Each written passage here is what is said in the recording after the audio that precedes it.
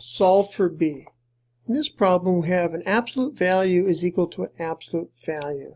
So what that means is they can be equal to each other or they can be the opposite of each other. So what does that really mean? So that means they can be equal, which would be b plus 1/6 is equal to 1/12 b plus 1/4. Or they can be opposite of each other. So that's b plus 1/6 is equal to the opposite or negative of 1/12 b plus 1/4. So they can be equal to each other, same sign, or they can be the opposite of each other. One is negative and the other is positive. It doesn't matter which one you make negative and which one you make positive, as long as you take the quantity that's inside of the absolute value signs. And over here we can make them both negative if we wanted to, but that just complicates the problem. So let's just keep it simple and make them both positive. Okay, so now let's go ahead and solve this.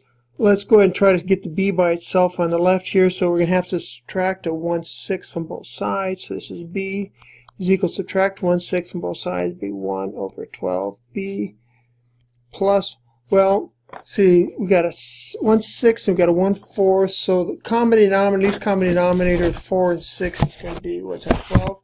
So our least common denominator is going to be 12.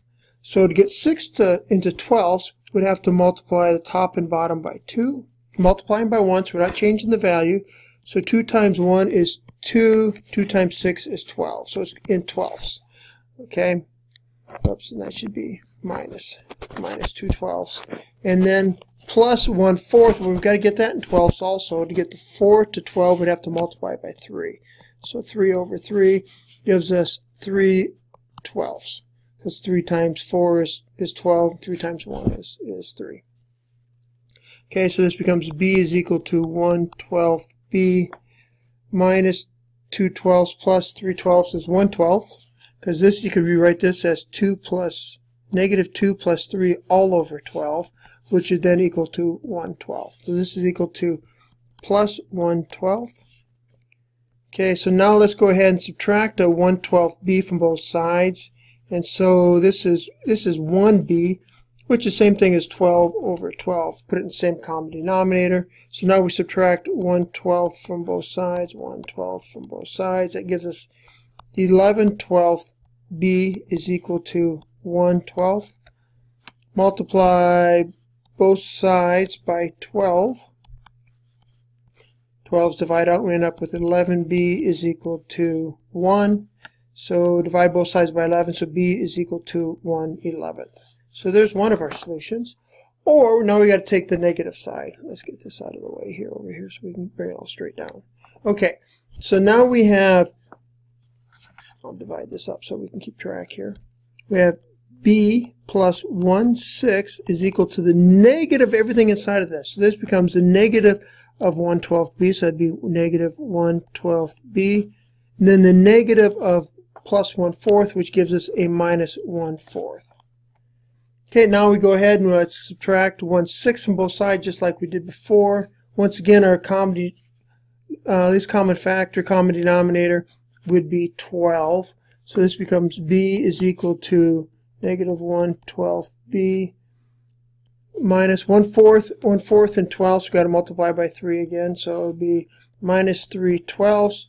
And then now we got to subtract that, put it in the common, it would be 2 over 2. So it would be minus 2 12s, minus 2 12s.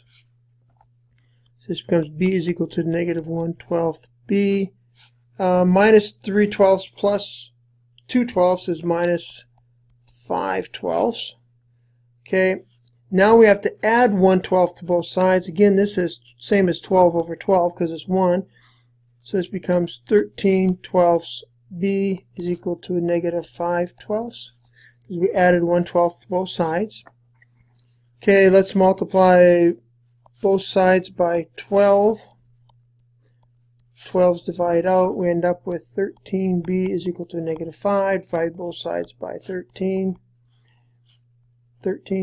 And b is equal to negative 5/13.